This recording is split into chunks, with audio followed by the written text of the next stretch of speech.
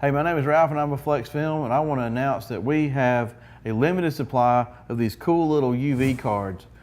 These are really nothing special. They're just kind of fun to play with, but in the presence of UV, this little area right here will change colors. You could take this card and put it under your film and take it outside and see how much it turns purple. If it turns this light color, it's low UV getting through. Of course, medium, and then we have high. If it's really super purple, it's getting a lot of direct UV. You can take these cards and put them inside the car, maybe set them on the dash after you tint those front windshields and show your customers the protection they're getting. Or if you just want to have fun, you can buy one of these little UV lights off of Amazon. We do not sell these currently. They're usually around $10 or less. And this is a UV light right here. And I'll show you real quick what it does when in the presence of UV. It's kind of cool. And that's what it does.